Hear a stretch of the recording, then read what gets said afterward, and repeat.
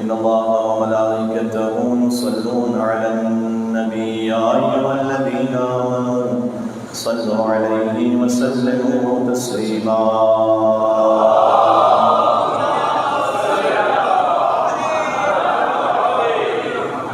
أعوذ بالله من الشيطان الرجيم بسم الله الرحمن الرحيم الحمد لله الذي أول بلا أول كان قبله والآخر بلا آخر يكون بعده الذي قصرت عن رؤيته أبصار الناظرين وعجزت عن نعته أوهام الواصفين والصلاة والسلام على أشرف الأنبياء والمرسلين حبيب إله العالمين العبد المرتضى والنبي المجتبى والرسول المصطفى سيدنا ونبينا وشفيع ذنوبنا وطبيب نفوسنا ومولانا بالقاسم محمد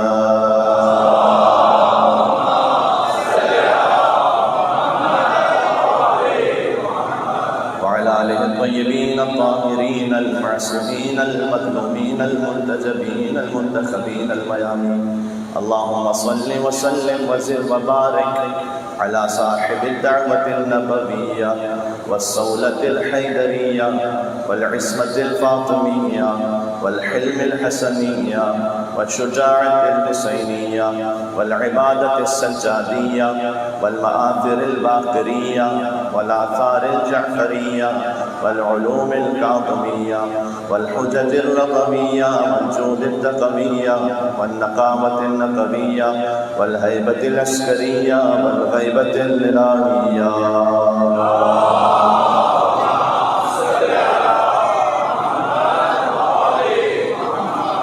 بسم الله الرحمن الرحيم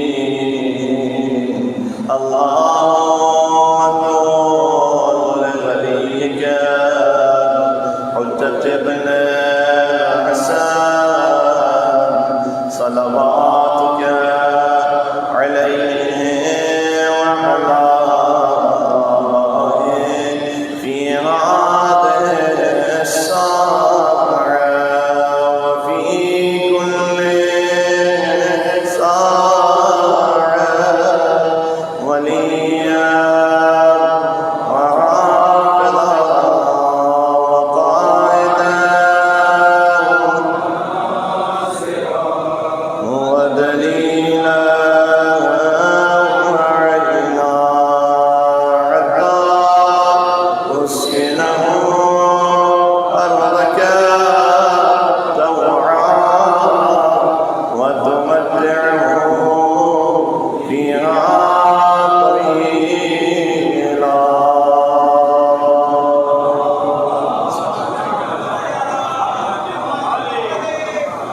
أما بعد فقد قال الله الحكيم في كتابه المجيد بسم الله الرحمن الرحيم قال يا نوح إنه ليس من أهلك إنه عمل غير صالح فلا تسألني ما ليس لك به علم إني أعيذك أن تكون من الجاهلين نعرہ صلوات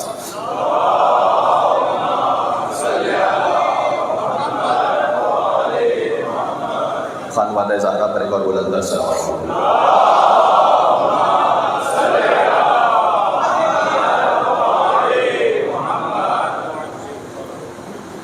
حسین منی و انا من حسین، یہ وہ حدیث مبارکہ ہے کہ جو اپنے اندر معانی اور مطالب کا سمندر لیے ہوئے ہیں۔ ایک سادہ لیکن بہت عمیق اور ہمیشہ زندہ و جاوید رہنے والا اس کا ترجمہ اور اس کا مفہوم یہ ہے، اور میں امید رکھتا ہوں کہ آپ اسے پہلے ہی فقرے میں وصول کر پائیں گے۔ حسین منی و انا من حسین، سن 4 ہجری ولادت امام حسین سے سن 61 ہجری شہادت امام حسین تک حسین منی، حسین مجھ سے ہے۔ سن 61 ہجری سے تا قیامت انا من حسین، میں حسین ابن علی سے۔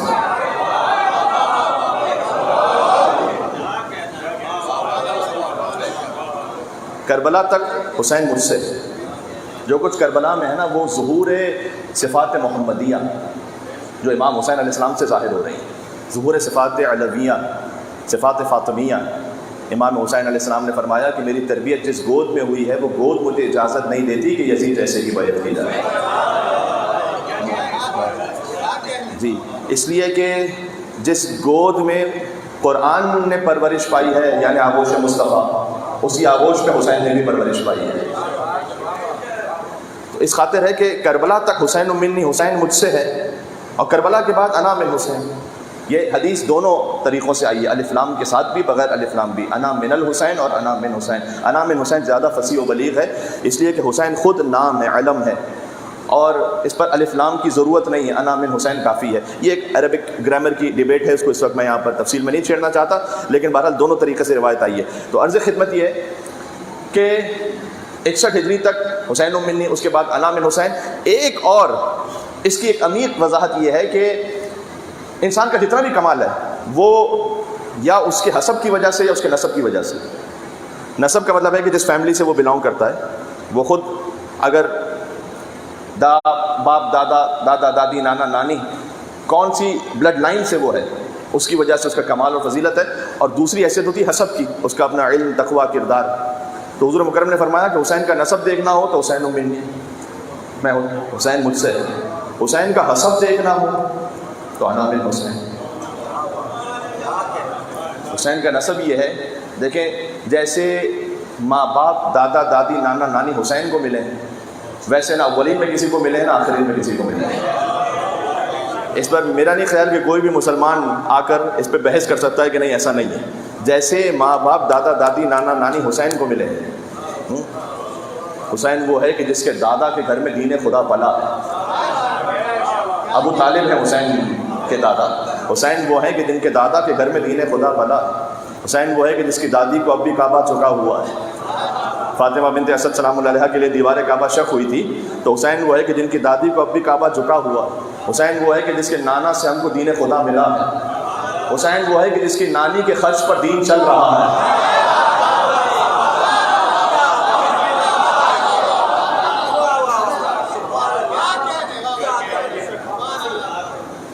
دیکھیں حضور مکرم کے لیے اللہ سبحانہ وتعالیٰ نے فرمایا کہ آپ تنگدست سے ہم نے غنی بنایا۔ علم یجد کا یتیما فآویٰ ووجدک ضالا فہدیٰ ووجدک عائلا فاغنیٰ، آپ کے پاس نہیں تھا مال دنیا، ہم نے آپ کو غنی بنایا۔ فاغناہ بمال خدیجہ، کتنا طاہر ہوگا حضرت خدیجہ کا مال کہ اللہ سبحانہ وتعالیٰ نے اپنی طرف نسبت دی، کتنا پاکیزہ ہوگا حضرت خدیجہ کا مال۔ کہ حسین وہ ہے کہ جس کی دادی کے خرچ پر دین چل رہا ہے۔ میں فقرہ کہنے لگا ہوں، صدر اسلام کے ٹکڑے توڑنے والے اور دولت لے لے کر غنی اور مالدار بن جانے والے تو بہت تھے، لیکن پوری امت کو اپنے ٹکڑوں پر پالنے والی حسین کی نانی خدیجہ الکبریٰ کچھ اور تھی۔ حسین کی نانی نے سارے دین کو پالا ہے۔ حسین وہ ہے کہ جس کی نانی کے خرچ پر دین چل رہا ہے۔ حسین آتا ہے ایسے گھر میں جہاں طہارت کا صائبہ ہو۔ حسین ہوتا ہی وہ ہے جس کا پدر علی ہو، بطول ماں ہو۔ یہ ہے حسین منی۔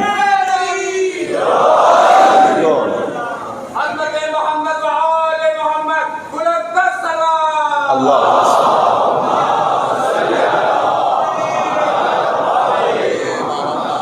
یہ ہے حسین منی، حسین مجھ سے ہے۔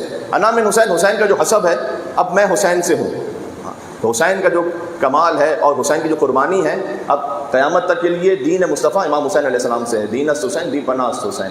دین ہے حسین، پناہ دینے والا ہے دین کو حسین۔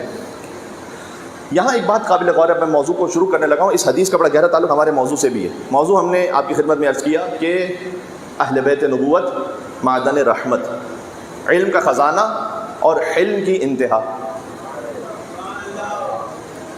میں پھر بچوں کے لیے ریپیٹ کرتا ہوں تاکہ اچھی طرح سے وہ ایبزارب کر سکیں۔ اہل بیت النبوہ و معدن الرحمہ، خزان العلم و منتہى العلم، علم کا خزانہ، حلم کی انتہا۔ اور یہ چاروں وہ الفاظ ہیں کہ جو زیارت جامع کبیرہ سے ڈرائیوڈ ہیں۔ زیارت جامع کبیرہ میرے خیال میں اب سے جب مومنین کثرت سے زیارت پہ جانے لگے الحمدللہ، تو زیارت جامع کبیرہ ایک ایسی زیارت ہے کہ جو نامانوس نہیں رہی۔ اب ہر حرم میں پڑھنے کی تاکید ہے، اور خاص الخاص اعمال میں دیکھیں بعض مرتبہ کلپس آتی ہیں آپ کو بھی سوشل میڈیا پر، فلاں موقع کے یہ اعمال ہیں، اس موقع کے یہ اعمال ہیں۔ ضروری نہیں کہ ہر عمل امام معصوم سے صادر ہوا ہو. بعض مرتبہ تو ایک طریقہ بنا لیا جاتا ہے, میں اس پہ بات نہیں کرنا چاہتا زیادہ.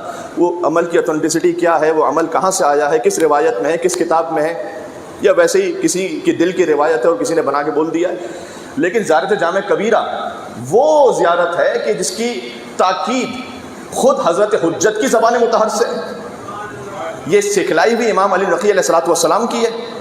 امام نے یہ فرمایا کہ ہم اہل بیت میں سے کسی کے بھی حرم میں جاؤ تو اس زیارت کو پڑھو, یعنی چاہے کربلا جاؤ, نجف جاؤ, سامرہ, مشہد, کاظمین, مدینہ منورہ, یا اپنے شہر میں چہاردہ معصومین کی نیت سے زیارت کو پڑھیے. اور بزرگ علماء, بڑے بڑے نام علماء, فقہا, عرفا, ان کی زندگی کے ڈیلی روٹین میں سے جو کام ہے ان میں سے ایک زیارت جامع کبیرہ ہے. تو اگر آپ اس کو ڈیلی روٹین میں نہ رکھ سکے تو کم از کم میں آپ سے گزارش کروں گا کہ ویکلی, فورٹ نائٹلی اس کو اپنے روٹین میں رکھیں, اور 2-3 مرتبہ اس کا ترجمہ ضرور دیکھ لیجئے گا.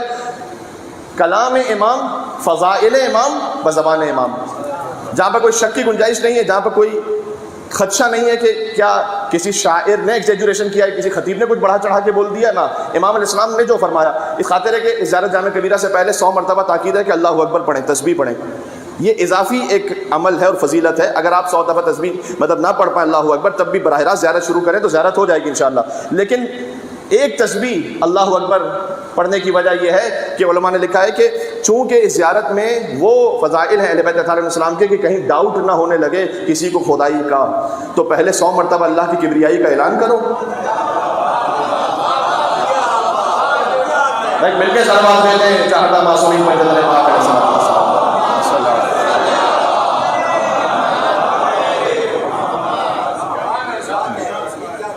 پہلے کبریائی کا اعلان کرو اور اس کے بعد یہ زیارت پڑھو. اور خاص بات یہ 3 اعمال ہیں ویسے, زیارت عاشورہ, زیارت جامع کبیرہ اور نماز جعفر طیار. یہ 3 مستحب اعمال میں سے ہائیلی ریکمینڈڈ ہیں. اور میں آپ سے گزارش کروں گا کہ آپ کے جتنے دنیا جہاں کے مسئلے ہیں وہ ان 3 اعمال میں سے ہی کہیں نہ کہیں حل ہوں گے.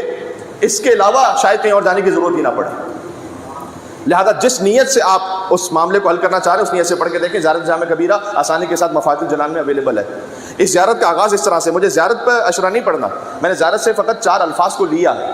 السلام علیکم یا اہل بیت النبوہ, یہاں سے زیارت شروع ہوتی ہے. السلام علیکم یا اہل بیت النبوہ وموضع الرسالہ ومختلف الملائکہ ومہبط الوحی وخزان العلم ومنتہى الحلم واصول الکرم وقادۃ الامم واولیاء النعم وعناصر الابرار وساسۃ العباد وارکان البلاد وامناء الرحمن وسلالۃ النبیین وصفوۃ المرسلین وعطرۃ خیرۃ رب العالمین ورحمۃ اللہ وبرکاتہ. یہاں زیارت کا یہ پہلا حصہ ہے. سلام و اہل بیت نبوت آپ پر. تو وہ اہل بیت نبوت کے جو رحمت کی کان ہے, وما ارسلناک الا رحمۃ للعالمین ہی کے وسیع ہیں, رحمت کی کان ہے, علم کا خزانہ ہے, حلم کی انتہا ہے. اس پہ بات کریں گے انشاءاللہ کہ وہ کیسے علم کا خزانہ ہے, کیسے حلم کی انتہا ہے. اس لیے کہ علم حلم کے بغیر نامکمل ہے. ہمارے دعا میں یہ ہے کہ اللہ سبحانہ و تعالیٰ سے دعا مانگو کہ پروردگار میں اس علم سے پناہ چاہتا ہوں کہ جس میں حلم نہ ہو, برداشت نہ ہو. اس لیے کہ اگر علم ہے لیکن برداشت نہیں ہے, حلم نہیں ہے, تو ہو سکتا ہے کہ فائدے کے بجائے نقصان پہنچا جائے کوئی. صبر و تحمل ہونا چاہیے, پیشنس بہت ضروری ہے.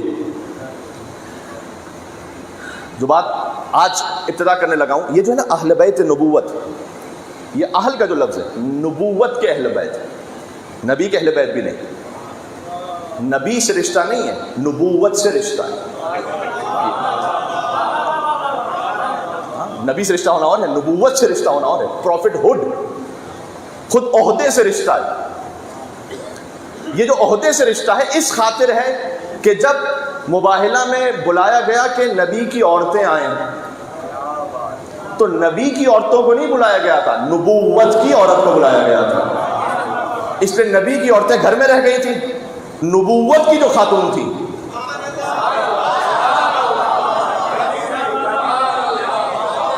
ہے میرے ساتھ آپ. ومن حاجك فيه من بعد ما جاءك من العلم فقل تعالوا ندعو ابناءنا وابناءكم ونساءنا ونساءكم وانفسنا وانفسكم ثم نبتهل فنجعل لعنة الله على الكاذبين. یہ جو نساءنا ہے تو قرآن میں نبی کی ازواج کو بھی یا نساء النبی کہا گیا ہے. وہ نبی کی بیویاں ہیں, نبوت کی بیویاں نہیں ہیں. فرق ہے. نبی سے ان کا تعلق ضرور ہے لیکن نبوت سے جس کا تعلق ہے وہ ہے کہ جس کے احترام میں نبی بھی بلند ہو جاتا ہے. فاطمہ زہرا سلام اللہ علیہ کے احترام میں جو بلند ہو رہے ہیں، تو یہاں پر ایک عہدہ ہے کہ جو بلند ہو رہا ہے، باپ نہیں ہے فقط جو بلند ہو رہا ہے. ہاں، باپ کے لیے کوئی سنت رسول نہیں ہے کہ بیٹی آئے تو کھڑا ہو جائے. وہ نبوت بلند ہو رہی ہے، عہدہ بلند ہو رہا ہے. بقول آیت اللہ وحید خراسانی ذرا تصور فرمائیے کہ جب رسول اللہ بلند ہو بی بی فاطمہ کے لیے، تو کیا آدم علیہ السلام بیٹھے رہیں گے وہاں پر؟ پتہ نہیں کتنی میری بات پہنچی. اللہ اکبر. جہاں رسول اللہ بلند ہو وہاں آدم علیہ السلام، نوح علیہ السلام، ابراہیم علیہ السلام، موسیٰ علیہ السلام، عیسیٰ علیہ السلام، وہ سبھی بلند ہوں گے. کیوں؟ اس لیے کہ سردار انبیاء بلند ہیں. ایک نبوت نہیں جس کے احترام میں 1.25 لاکھ نبوتیں کھڑی ہو جائیں. وہ ہے حسین کی ماں فاطمہ الزہرا سلام اللہ علیہا. مل کے سلام دیجیے گا یہاں پر. اللہ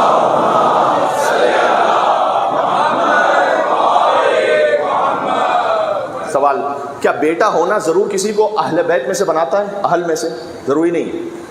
امیڈیٹ فیملی ممبر بھی ضروری نہیں کہ اہل بیت میں سے ہو. کیوں؟ ہمارے پاس حضرت نوح علیہ السلام کی مثالیں، جو آیت میں نے پڑھی آپ کے سامنے سورہ ہود کی آیت نمبر 46 سے ہے، جس میں ارشاد اقدس الہی ہے کہ حضرت نوح علیہ السلام کہہ رہے ہیں کہ پروردگار ان نبنی من اہلی.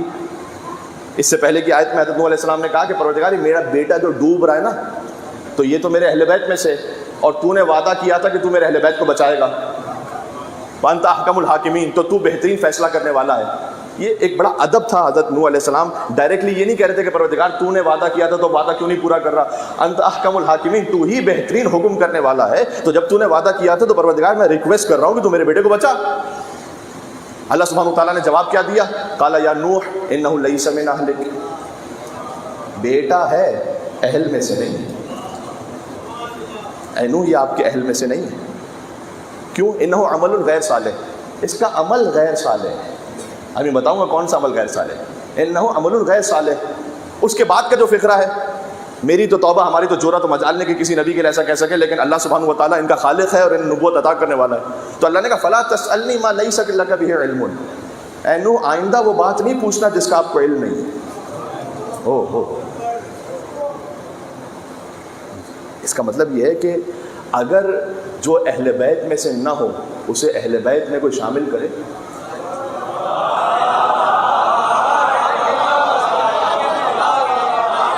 آپ تو چاروں کو سمجھنے والے ہیں. تو نبی اولو العزم بھی ہو، اللہ کہے گا نہ، ایسی بات نہیں کرنا جس کا آپ کو علم نہیں ہے. وہ اللہ جب نبی سے تکلف نہیں کر رہا تو امتیوں سے کیا خاص تکلف کرے گا. میں مل کے سلامات دیتے ہیں محمد محمد.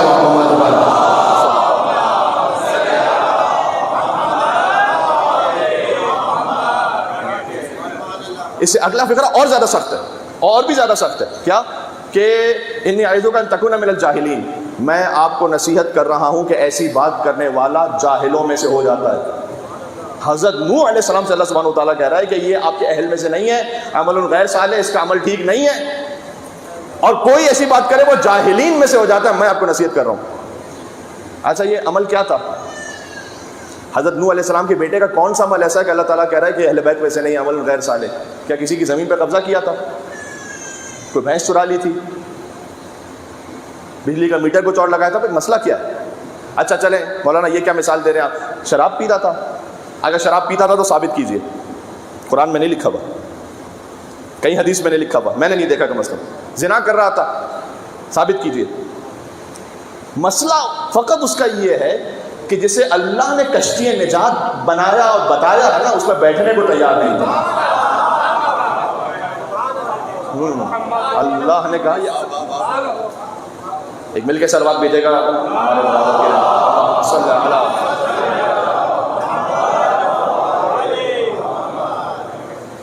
مسئلہ یہ ہے کہ وہ کشتی نجات میں بیٹھنے کو تیار نہیں ہے. تو پوچھ لیجئے حضور مکرم نے کشتی نجات کسے بتایا تھا؟ مسئلہ اہل بیتی کا مسئلہ سفینہ نوح. میرے اہل بیت کی مثال سفینہ نوح کی مثال ہے. فمن رکبہا نجا، جو اس میں بیٹھے گا وہ نجات پائے گا. تو جو اس میں نہ بیٹھے تو بیٹا بھی ہو. اب مجھ سے آپ یہ نہ کہیے کہ رسول اللہ کے کون کتنا قریب تھا کتنا قریب نہیں تھا. ارے بیٹا بھی ہو. اللہ نے کہا جاہلوں والی بات نہیں کرنا. ہاں تمہیں تو علم ہی نہیں ہے اس بات کا، اور یہ عمل غیر صالح ہے، اس کا عمل ٹھیک نہیں ہے، اس لیے کشتی نجات میں بیٹھنے کو تیار نہیں۔ ان الحسین مصباح الہدی و سفینۃ النجات، حسین ہدایت کا چراغ ہے، نجات کی کشتی ہے، سبحان اللہ۔ تو جو نجات کی کشتی میں بیٹھنا چاہتا ہے وہ آئے حسین ابن علی کے در پر۔ سب سے پہلی بات یہ سمجھ میں آئی کہ اہل کا مطلب وہ ہے کہ جو نبی کے دین کے ساتھ جس کی سنکرونائزیشن ہے، ہاں نبی کے دین کو ماننے والا ہے، تب وہ اہل میں سے۔ یہ اللہ تعالیٰ کا نظام ہے۔ میں نے کہا حسین علیہ السلام کا حسب، حسین کا نسب۔ مولا علی نے فرمایا جسے اس کا حسب گرا دے نا، اسے اس کا نسب نہیں اٹھا سکتا۔ کیا بات ہے! میں ہاتھ جوڑ کے کہہ رہا ہوں تمام سادات کرام بھی اس پہ توجہ کریں، اور تمام احباب، جیسے اس کا حسب گرا دے نا، جس کا کردار گر گیا ہو، اسے اس کا نسب نہیں اٹھا سکتا۔ نوح علیہ السلام کے بیٹے کی مثال سامنے ہے، چاہے سگا چچا ہے، تبت یدا ابی لہب وتب۔ ہمیں سگوں سے مطلب نہیں، ہمیں مطلب یہ ہے کہ کون اس راہ پہ چلنے والا ہے۔ ایک وہ ہے کہ جس کا نسب کوئی خاص معلوم بھی نہیں ہے اور اتنا مشہور بھی نہیں ہے، لیکن چونکہ کردار میں اتنا بلند ہے، سلمان و منا اہل بیت، سلمان ہم اہل بیت میں سے۔ تو اصل یہاں پہ بات ہو رہی ہے کردار کی، اس لیے ان اولیس من اہل، یہ آپ کے اہل میں سے نہیں ہے۔ اب معاملہ یہ ہے کہ بعض لوگ یزید کی طرفداری پہ جب آتے ہیں، یزید ملعون کی، وہ کہتے ہیں کچھ بھی تھا بھائی صحابی کا بیٹا تھا، اس لیے آپ برا نہ کہیے۔ قرآن پر ہاتھ رکھ کے میں آپ سے کہنا چاہ رہا ہوں، اللہ نبی کے بیٹے کو چھوڑنے کو تیار نہیں ہے، تم صحابی کے بیٹے کے پیچھے پڑے ہو۔ اللہ تو نبی کے بیٹے کو معاف کرنے کو تیار نہیں ہے، اللہ کہہ رہا ہے کہ نبی کا بیٹا ہے لیکن اہل میں سے نہیں ہے، ختم۔ جن لوگوں کی زبان نجس ہے نا، وہ کہتے ہیں یزید کے جہنمی ہونے کی کوئی دلیل نہیں ہے۔ یہ وہی کہے گا کہ اس کے حلالی ہونے کی اپنی کوئی دلیل نہیں ہے۔ یزید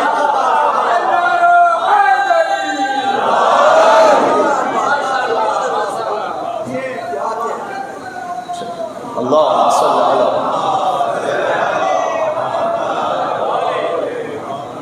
شب یکم محرم حرامی چیزیں واضح تو ہوں، آپ کہاں سٹینڈز کرتے ہیں واضح تو ہو، کس طرف ہے، یہاں پر موقف واضح ہونا چاہیے۔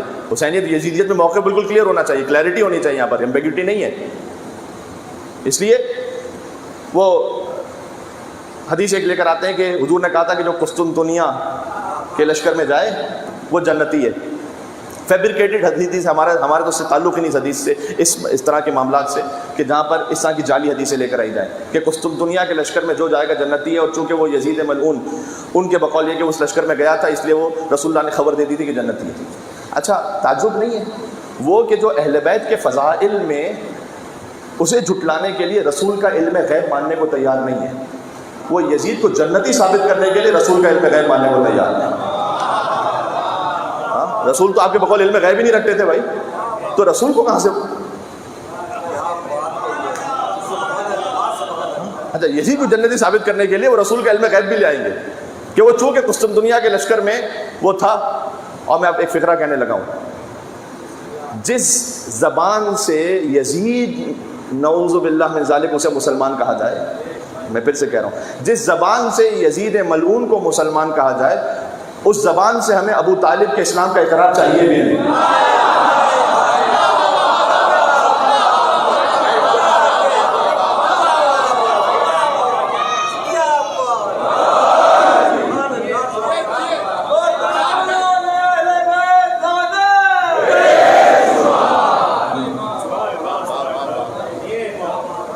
لا ریب یہ فطرت کا عقیدہ ہے شدید، کافر ہی وہ سمجھیں گے مسلمانوں کو جن لوگوں کی نظروں میں مسلمان ہو یزید۔ تو جس زبان سے یزید کو مسلمان کہا جائے، ہمیں ابو طالب کے اسلام کا اقرار چاہیے بھی نہیں۔ وہ جی کلمہ نہیں پڑھا تھا، نکاح پڑھا تھا۔ کلمہ پڑھنا زیادہ مشکل ہوتا ہے یا نکاح پڑھنا زیادہ مشکل ہوتا ہے؟ کلمہ تو ہر ایرا غیرہ نتو خیرہ پڑھ لیتا ہے، نکاح تو کوئی نہیں پڑھ سکتا، ہر کوئی نہیں پڑھ سکتا، اور وہ جو خاموش ہے وہ تو بالکل ہی نہیں پڑھ سکتے، خاموش ہیں تو مولوی بھی نکاح نہیں پڑھتا۔ تو نکاح کلمہ نہیں پڑھا تھا، اس لیے ہم ابو طالب علیہ السلام دیکھیں یہ اہل بیت النبوہ کا جو لفظ ہے نا، آغاز اہل بیت کا جد ہے ابو طالب. ابو طالب ہماری غیرت کا مسئلہ ہے صلوات اللہ وسلامہ علیہ. تو کلمہ نہیں پڑھا تھا. کلمہ کنووکیشن ان کا ہوتا ہے جو کبھی کافر رہ چکے ہو. آپ اپنے بچے کو ساتھ میں لے کر آئیں اور کہیں کہ خیر سے مولانا صاحب یہ میرا پیارا سے بیٹا ہے. میں نے کہا اس نے کلمہ پڑھا؟ آپ کہیں گے مولانا یہ میرا بیٹا ہے، کیا مطلب ہے؟ یہ مسلمان کا بیٹا ہے، ابو طالب ابراہیم کا بیٹا ہے. ابو طالب علیہ السلام کو کلمہ پڑھنے کی ضرورت نہیں ہے، جس کا بیٹا خود کلمہ ہے.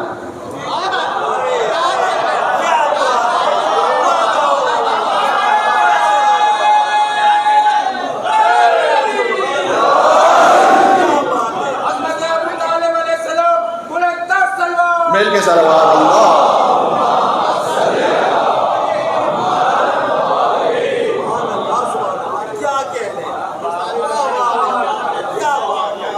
جس کا بیٹا خود کلمہ ہے. جی ایک روایت ہے مسلمانوں کی کتابوں میں، جنرل تقریباً نصیحتوں کی کتابوں میں روایت لکھی ہوئی ہوتی ہے کہ ایک شخص تھا کہ جو جہنمی تھا، اللہ نے جنت میں بھیجا اسے. تو کہا پروردگار، فرشتوں نے پوچھا اس نے کیا کیا ہے؟ کہ اس نے کچھ نہیں کیا، اس کے بیٹے نے بسم اللہ الرحمن الرحیم پڑھی ہے. یہ روایت سن رکھی ہے یا نہیں میرے بھائی؟ کہ جس کے بیٹے نے بسم اللہ الرحمن الرحیم پڑھی ہے، مجھے حیا آتی ہے کہ میں اس کے باپ کو جہنم میں بھیج دوں. آپ کو کہتے ہوئے حیا نہیں آتی کہ جس کا بیٹا بسم اللہ الرحمن الرحیم پڑھے اس کا باپ کو جنت میں چلا جائے، جس کا بیٹا خود نقطۂ بائے بسم اللہ ہو.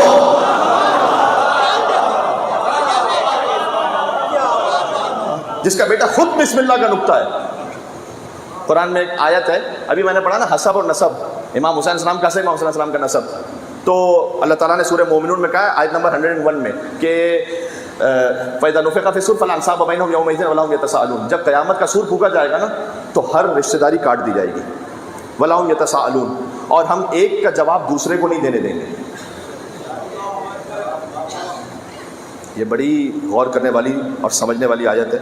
وَلَا هُمْ يَتَسَاءَلُونَ، ہم ایک کا جواب دوسرے کو ہرگز نہیں دینے دیں گے قیامت میں. یا دنیا میں طریقہ ہوتا ہے نا، سوال ایک سے کیا جائے تو دوسرا جواب دینا شروع کر دیتا ہے. خاص طور پر ہر قوم کا ایک مزاج ہوتا ہے، تو ہمارے یہاں بھی قوم کا ایک مزاج ہے. 4 لوگ اگر ایک ساتھ ہوں تو ایک ڈاکٹر ان میں سے کوئی ہو تو سارے مریض بن جاتے ہیں، اور ایک مریض ہو تو سارے ڈاکٹر بن جاتے ہیں. ایک اس میں سے کوئی ڈاکٹر ہے تو کوئی کہے گا کہ میرے گردے میں درد ہے، کوئی کہے گا میری زبان تالو سے لگی ہوئی ہے، کوئی کہے گا کہ مجھے دماغ میں گیس ہے، وغیرہ وغیرہ. اور اگر ایک کوئی مریض ہے تو کہے گا آپ یہ کر لیجیے، آپ وہ کر لیجیے، آپ یہ کر لیجیے. ایک کا جواب دوسرا دیتا ہے. یہاں پر ایک سے سوال کرو تو دوسرا جواب دیتا ہے. اللہ کہہ رہے وَلَا هُمْ يَتَسَاءَلُونَ، قیامت میں ہم ایک کا جواب دوسرے کو نہیں دینے دیں گے. فَلَا أَنْسَابَ بَيْنَهُمْ يَوْمَئِذٍ، نسب سارے کاٹ دیں گے. بہت توجہ رکھنا، یعنی نسب کاٹ دیں گے کا مطلب یہ، یہاں پر ایک ٹیچر بھی اگر اسکول میں کسی بچے کو کچھ کہہ دے تو اس کا بڑا بھائی جھگڑنے آ جاتا ہے، میرے بھائی کو کیوں کہا. وہاں پر اگر اللہ تعالیٰ نسب رکھتا نا، تو مثال دے رہا ہوں، اب اگر کوئی جہنم میں جا رہا ہے تو اس کا کوئی ایک اکلوتا بھائی ہے، وہ سامنے لیٹ کر کہے کہ پروردگار میری لاش ہی سے کوئی گزرے گا تو یہ جہنم میں جائے گا کیونکہ یہ میرا بھائی ہے. اللہ کہے گا فَلَا أَنْسَابَ بَيْنَهُمْ يَوْمَئِذٍ، نہ کوئی کسی کا ماموں بھانجا ہے، نہ کوئی کسی کا چچا بھتیجا ہے، کوئی رشتہ داری نہیں ہے، کوئی کسی کا چچا بھتیجا نہیں ہے. حضور مکرم نے فرمایا ہے، اب ایک حدیث پڑھنے لگا ہوں، فرمایا کل حسب و نسب یا کل سبب و نسب منقطع یوم القیامہ الا نسبی، ہر نسب کاٹ دیا جائے گا قیامت میں سوائے میرے نسب کے، سوائے میرے نسب کے. میری رشتہ داری باقی رہے گی، باقی سب کا نسب کاٹ دیا جائے گا. حضرت ابو طالب علیہ السلام کو کافر کہنے والے مولوی صاحب سے میں کہنا چاہتا ہوں، آپ اپنے چچا کی فکر کرو، محمد کے چچا کی فکر نہ کرو.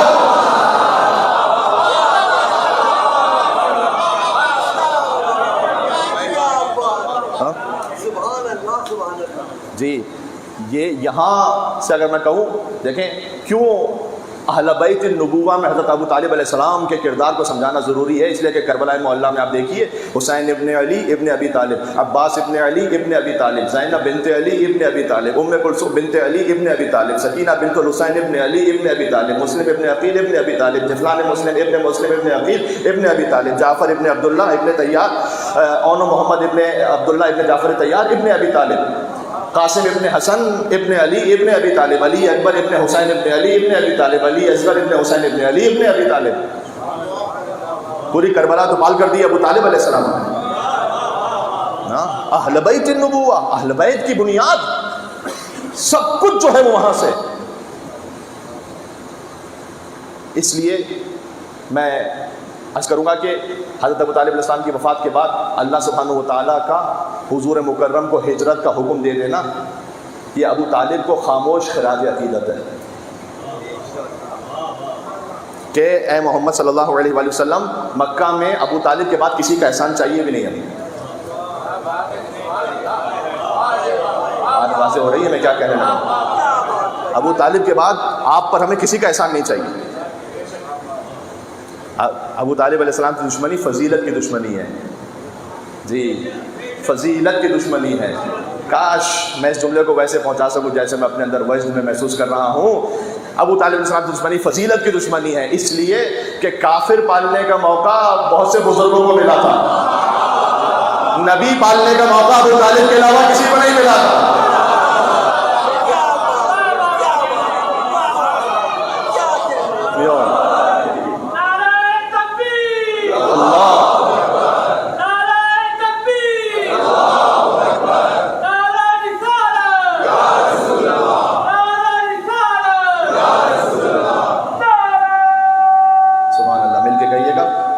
کنکلوژن پہ جاؤں گا.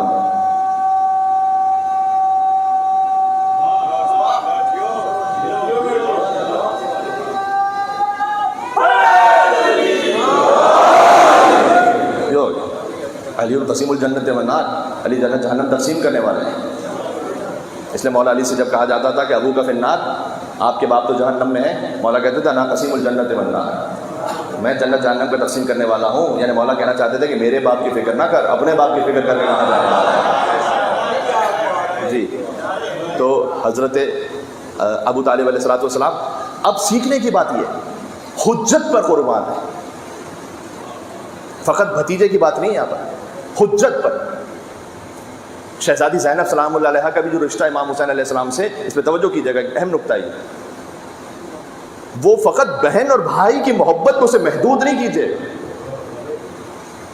امام حسین علیہ السلام ان کی 14 بہنیں ہیں، لیکن ہر بہن کا وہ مقام نہیں جو شہزادی زینب سلام اللہ علیہ. مولا حسن علیہ السلام کے علاوہ امام حسین علیہ السلام کے اور 10 بھائی ہیں، لیکن جو ابو الفضل عباس علیہ السلام کا مقام ہے وہ سب کا نہیں ہے. اس لیے کہ عباس فقط بھائی پہ قربان نہیں ہے، اپنے زمانے کی حجت پہ قربان. یہ میں کہہ رہا ہوں اہل بیت النبوہ، نبی سے تعلق نہیں ہے، عہدے سے تعلق ہے، نبوت کے اہل بیت ہے. بی بی معصومہ قم سلام اللہ علیہا فقط امام رضا علیہ السلام کی بہن ہونے کی وجہ سے محترم نہیں ہے. امام رضا علیہ السلام کی اور بھی 15 بہنیں ہیں، لیکن بی بی معصومہ قم سلام اللہ علیہا نے جو ہجرت فرمائی ہے وہ حجت خدا کی خاطر ہجرت فرمائی ہے، ان کی قربت کے لیے. تو اب جو سب سے بڑا میسج ہے ہمارے زمانے کی حجت امام زمانہ عجل اللہ تعالیٰ فرجہ شریف مل کے صلوات بھیجے گا صلی اللہ. محرم اپنے آپ کو بدلنے کا موقع بالخصوص 10 دن، یہ سال کے الگ ہی سے 10 دن ہوتے ہیں، یقین فرمائیے گا، جس میں معنویت روحانیت اپنے ایک عروج پر ہوتی ہے. امام حسین علیہ السلام کے ذکر کی برکت سے فرش اعضاء میں ایسا ایک روح میں تغیر متحول کر دینے والا اثر رکھا ہے اللہ سبحانہ و تعالیٰ نے. ہاں، اس لیے جو سوشل میڈیا پہ مجالس سماعت فرماتے ہیں وہ سنیے آپ، اس میں کوئی حرج نہیں ہے، لیکن خود فرش اعضاء پہ آ کے بیٹھنا، حتیٰ یہ غور فرمائیے گا، حتیٰ یہ کہ آپ اگر کسی مجلس میں جائیے اور بعض مرتبہ ایسا ہوتا ہے کہ کسی مجلس میں تشریف لے گئے، کہتے ہیں مولانا صاحب کوئی نئی بات ہی نہیں تھی، کوئی بھی نئی بات نہ ہو، تب بھی آپ کا مجلس میں جانا ضائع نہیں ہوا، یہ یاد رکھیے گا. اس لیے کہ فرش امام حسین علیہ السلام فقط تعلیم کا ذریعہ نہیں ہے، یہ تربیت کا بھی ذریعہ ہے.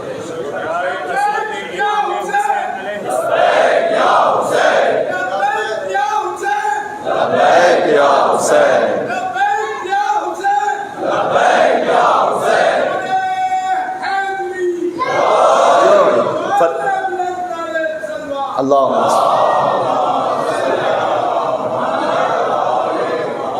فرش ازا امام حسین علیہ السلام فقط ایجوکیشن نہیں ہے، اپ برنگنگ بھی ہے۔ ایجوکیشن میں ہوتا ہے کہ ایک مرتبہ آپ نے سیکھ لیا کافی ہے، 2+2=4 بات ختم، بار بار اس کو دہرانے کی ضرورت نہیں۔ تربیت میں بار بار دہرانے کی ضرورت ہے۔ مولانا صاحب ایک جگہ گئے مجلس میں، ایک واقعہ مولا علی کی فضیلت سنی، 10 مرتبہ سنی بھی تھی۔ آپ یقین جانیے، ممبر امام حسین علیہ السلام کی قسم کھا کے کہہ رہا ہوں، اگر آپ نے مولا علی کی فضیلت 10 مرتبہ سنی ہوئی ہے اور 11ویں مرتبہ اس فضیلت کو سن رہے ہیں، تو جو پہلی مرتبہ میں سننے کا ثواب تھا وہی 11ویں مرتبہ سننے کا ثواب ہے۔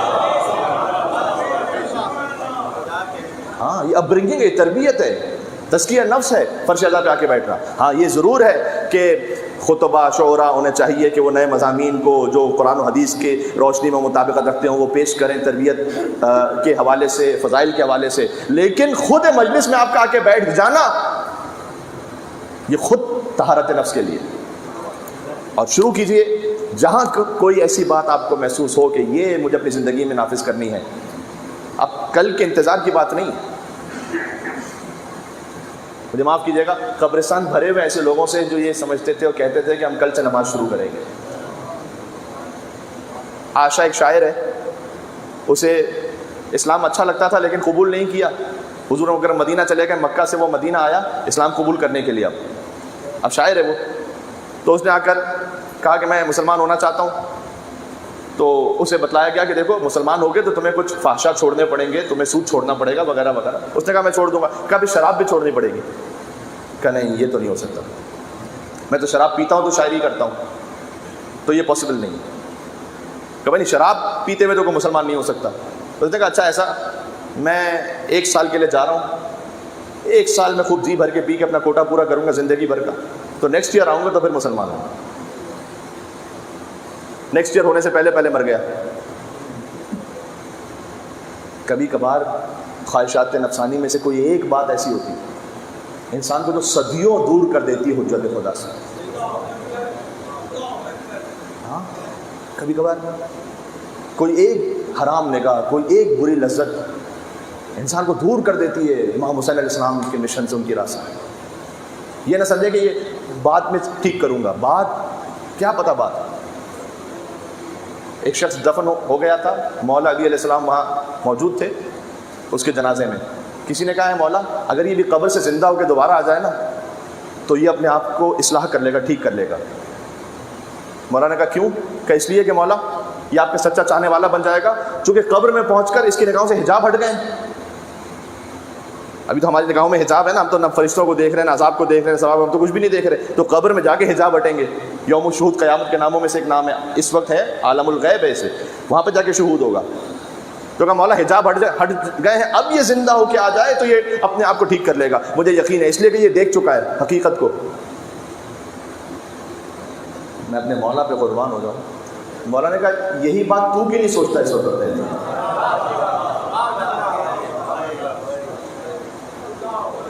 مولا کہنا چاہ رہے تھے اس کے پاس تو قبر سے آنے کا موقع نہیں، تیرے پاس تو مہلت ہے، اس کے لیے کیوں بول رہا ہے، اپنے لیے کیوں نہیں سوچ رہا؟ یہ یکم محرم الحرام کی شب میں آپ سے دستبستہ گزارش کرنا چاہتا تھا، اس لیے کہ وہ عشرہ محرم سماعت فرمائیں گے یہاں پر، اور جہاں جہاں آپ سننا چاہتے ہیں مجالس کو، اور تشریف لے جائیں گے میری مائیں بہنیں سب۔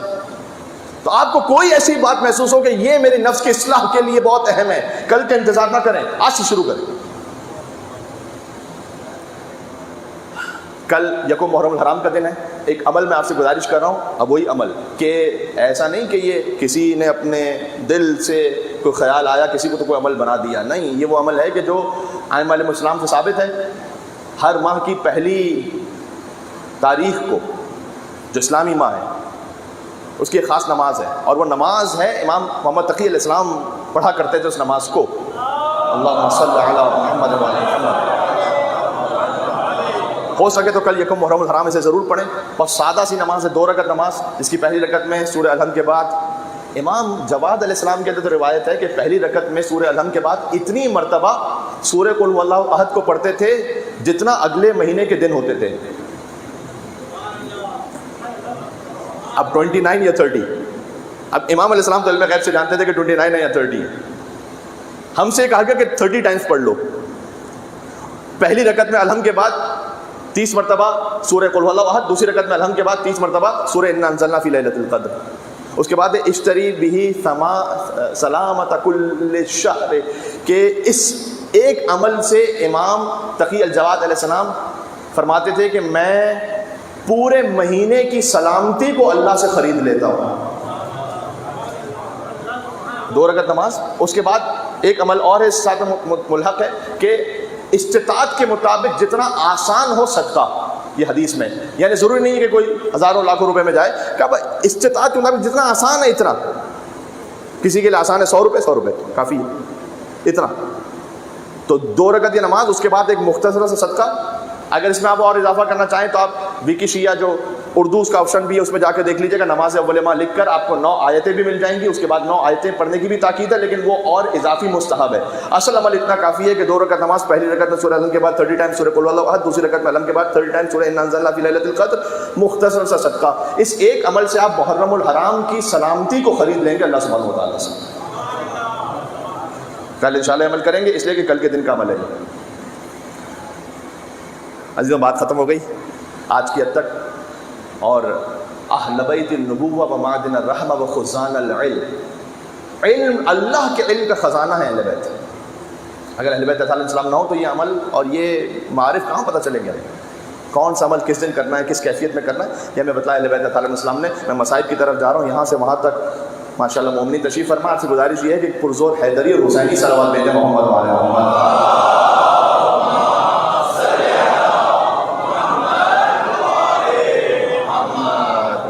فرجہم. ایک مختصر سا نعرہ لگانا، تفصیل سے نہیں. امام حسین کی خوشی کے ساتھ حسین علیہ السلام کی شہادت لا الہ الا اللہ محمد رسول اللہ علی ولی اللہ کو بچا گئی. ظاہر میں تو سامنے لا الہ الا اللہ محمد رسول اللہ کہنے والے ظاہر میں تو ہیں. میں مصائب پر آ چکا تھا لیکن ایک فقرہ بھی زبان پر آ رہا ہے، آپ سے قبول کریں گے. علی ولی اللہ جانتے ہو کلمے میں کیوں ضروری ہے؟ جب علی ولی اللہ کے بغیر لا الہ الا اللہ تو دیکھا کیا حشر تھا. محمد رسول اللہ پر ایمان تھا، اس کی کیا کیفیت تھی. یعنی جس کے کلمے میں علی ولی اللہ ہوتا ہے اس کا محمد رسول اللہ محفوظ ہو جاتا ہے.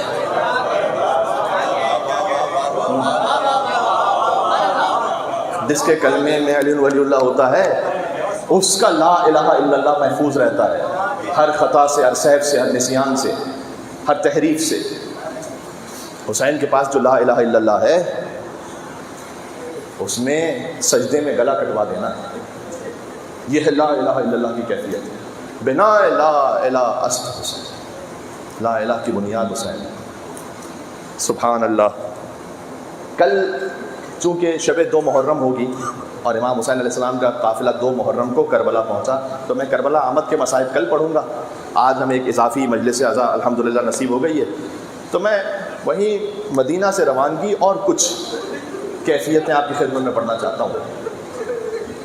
اور ایک اور کیفیت ہے جو مجھے بیان کرنا اپنے اوپر واجب ہے، وہ میں نے اپنے اوپر لازم کیا ہوا ہے کہ جہاں کہیں عشرہ محرم سے خطاب کی توفیق اللہ سبحانہ و تعالیٰ دے اور پہلی محرم کی شب ہو، چاند طلوع ہو گیا محرم کا، ہائے حسین کی صدایں آسمانوں پر بھی فقط زمین پر نہیں.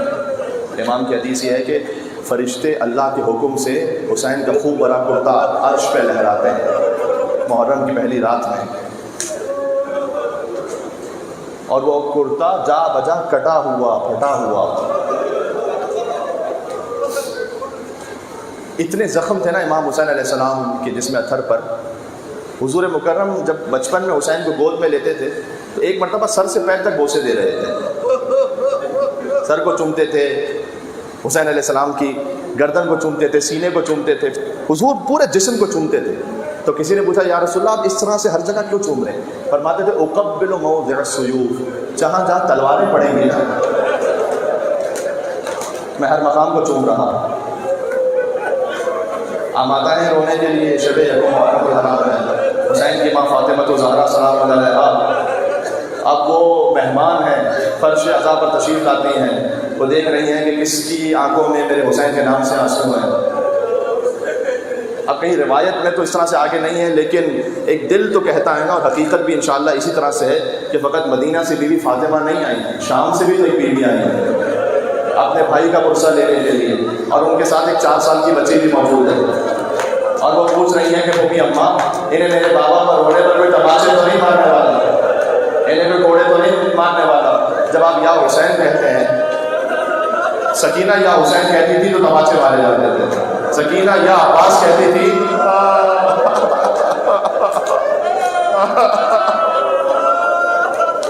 یہ جو میں نے اپنے اوپر لازم اور واجب کیا ہوا وہ جانتے ہیں کیا ہے؟ وہ یہ ہے کہ شب یکم محرم الحرام مصائب کا آغاز میں کروں بی بی فاطمہ الزہرا سلام اللہ علیہ کے مصائب سے، حسین کی ماں فاطمہ الزہرا کا ذکر ہو، مصائب کا آغاز وہاں سے۔ لعن اللہ امتا اسست اساس الظلم والجور علیکم اہل البیت، زیارت عاشورہ کا فقرہ ہے، پروردگار کو ان لوگوں پر لعنت کر جنہوں نے حسین پر ہونے والے ظلم کی بنیاد رکھی ہے۔ وہ وقت کہ جب حسین کی ماں در و دیوار کے درمیان آئی، وہ وقت کہ جب حسین کی ماں کا پہلو شکستہ ہو گیا، اللہ اکبر، جب پسلیاں ٹوٹنے لگی، فرمایا اے فضا مجھے سنبھال لینا، میرا محسن مار دیا گیا۔ فاطمہ الزہرا بہت مظلومہ ہے۔ حسن اور حسین ایک خاص جگہ سے نہیں گزرتے تھے مدینہ میں، امام سے پوچھا جاتا تھا مولا اس گلی سے کیوں نہیں جاتے؟ کہا جب میری ماں جایا کرتی تھی تو ان پر ہاتھ اٹھا کر انہیں مدینہ کی گلیوں میں گرا دیا جاتا تھا۔ اللہ اکبر۔ رسول اللہ کی وفات کے بعد جو ظلم کا آغاز ہے، جو بی بی فاطمہ الزہرا اور حسین کا تعلق ہے نا، وہ شاید کسی ماں اور کسی اولاد کا نہیں ہے، حتیٰ زہرا سلام اللہ علیہ کی اپنی اولادوں میں بھی جو ان کا امام حسین علیہ السلام سے تعلق ہے۔ جانتے ہو کیوں؟ اس لیے کہ جب زہرا سلام اللہ علیہ روایت میں کہ امام حسین علیہ السلام حمل سے تھے تو وہ بی بی ام سلمہ کے پاس آئیں اور آ کے کہتی ہیں کہ میرے شکم میں جو بچہ مجھ سے کلام کرتا ہے، صبح کا وقت ہوتا ہے تو وہ کہتا ہے کہ السلام علیکم یا اماں انا ولدک العطشان، اے ماں آپ پر سلام ہو، میں آپ کا بہت پیاسا بیٹا ہوں۔ عصر کا وقت آتا ہے تو وہ کہتا ہے السلام علیکم یا اماں، اے میری ماں پر میرا سلام ہو، میں آپ کا وہ بیٹا ہوں جسے ذبح کیا جا رہا ہے۔ جب رات کا اور شام کا وقت آتا ہے تو کہتا ہے السلام علیکم یا اماں، اے میری ماں پر سلام ہو، میں آپ کا وہ بیٹا ہوں جس کا لباس لوٹا جا رہا ہے۔ ام سلمہ لے کر گئی بی بی فاطمہ الزہرا کو رسول اللہ کے پاس۔ بی بی خود عالمہ غیر معلمہ کی ماں ہیں، جانتی ہیں اپنے علم سے، لیکن مصائب کا اس طرح سے اظہار ہونا ہے کہ اے بیٹی آپ کا جو بیٹا حسین میرا نواسہ آپ کو سلام کرتا ہے نا، وہ وقت کے اعتبار سے ایک صبح ہوگی حسین بہت پیاسا ہوگا، وہ آپ سے کہتا ہے کہ اماں میں بہت پیاسا ہوں، ایک عصر آئے گی حسین کو ذبح کر دیا جائے گا، ایک شام آئے گی حسین کا لباس لوٹ لیا جائے گا۔ کہاں امام حسین علیہ السلام پر ہونے والے؟ جب امام حسین علیہ السلام کا لباس لوٹا جا رہا تھا کوئی انگشتری لے کر چلا گیا، انگشتری ایسے لے کر چلا گیا کہ حسین کی انگلی کو کاٹ دیا گیا۔ اس کے بعد حسین کا لاشا آباد ہوتا رہا، ایک بہن 70 لڑکوں کے فاصلے سے دیکھتی رہی، ہر شہید کا وارث آیا، اپنے اپنے شہیدوں کے لاشیں لے گیا، درمیان میں حسین کا لاشا باقی رہ گیا۔ دائیں طرف کے گھوڑے بائیں طرف دوڑ گئے، بائیں طرف کے گھوڑے دائیں طرف دوڑ گئے، حسین کا لاشا گھوڑوں کی ٹانگوں تلے کچلا چلا۔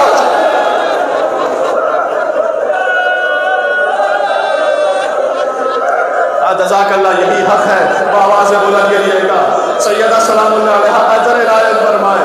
جب سیدہ دنیا سے جا رہی تھی، علی بن ابی طالب نے اپنی ہر اولاد سے کہا کہ قریب آ جاؤ، ماں کا آخری دیدار کر لو۔ تو حسن آگے بڑھے تھے، بی بی زینب، بی بی ام کلثوم، لیکن حسین ماں کے قدموں سے لپٹ کر کہتے تھے اماں آپ تو مجھے خود بلایا کرتی تھی اماں۔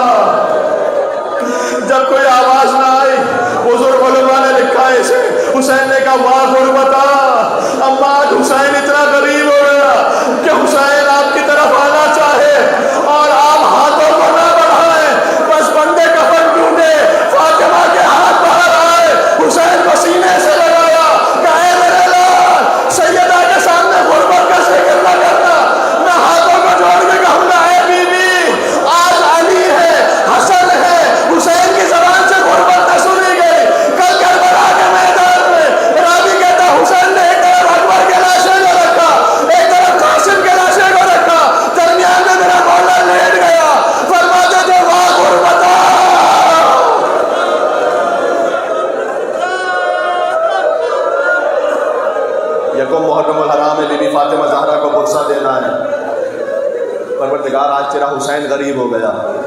بس حسین اب جب چلے ہیں مدینہ سے تو ذرا سوچو کہ کتنی سخت منزل ہے کہ حسین مدینہ سے چل رہے ہیں. ماں فاطمہ الزہرا کی قبر پر جب ودا ہونے لگے تو بیوی فاطمہ نے ایک وصیت کی. جانتے ہو کس سے؟ عباس سے وصیت کی. میر انیس رحمۃ اللہ علیہ لکھتے ہیں ہاں بلاؤ میرا عباس دلاور ہے کدھر، وہ فدا ہے میرے پیارے پر میں صدقے اس پر. بی بی فاطمہ کی قبر سے صدا آ رہی ہے. وہ عباس میرے حسین پر فدا ہے نا وہ فدا ہے میرے پیارے پہ میں صدقے اس پر. شکم غیر سے گو ہے وہ میرا ہے پسر. ام البنین کا بیٹا ہے لیکن میرا لاڈلا ہے وہ. شکم غیر سے گو ہے وہ میرا ہے پسر. یہ صدا سن کے برادر کو پکارے سرور. ابھی رہوار کو آگے نہ بڑھاؤ بھائی، یاد فرماتی ہیں اماں ادھر آؤ بھائی. آ کے عباس نے سر رکھ دیا پائیں نے مزار. جو اس جملے پہ رو سکے تو میں اسے سلام پیش کرتا ہوں. عباس نے فاطمہ الزہرا کی قبر کے پائیں تھی اپنا سر رکھ دیا. آ کے عباس نے سر رکھ دیا پائیں نے مزار. آئی زہرا کی ندا میں تیری غربت پہ نثار. اپنے پیاروں کے برابر میں تجھے کرتی ہوں پیار. دھیان بھائی کی حفاظت کر رہے اے زنہار. دھیان بھائی کی حفاظت کر رہے اے زنہار. کوئی غربت میں اسے مار نہ ڈالے بیٹا. کوئی غربت میں اسے مار نہ ڈالے بیٹا. میرا شبیر ہے تیرے حوالے بیٹا. زہرا نے شبیر کو عباس کے حوالے کیا. لہذا جب قافلہ واپس پلٹا تھا ام البنین کو کہا گیا عباس مارے گئے. کب بتاؤ حسین کی کیا خبر؟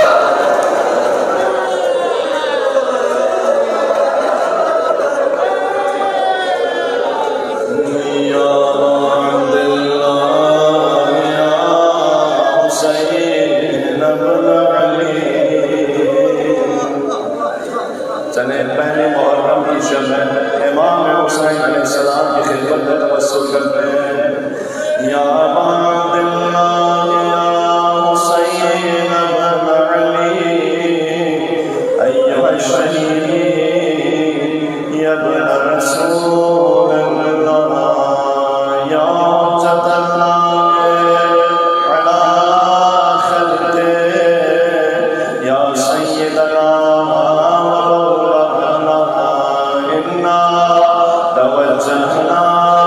واستشفعنا وتوسلنا بك إلى الله وقدمناك بين يدي حاجاتنا يا وجيها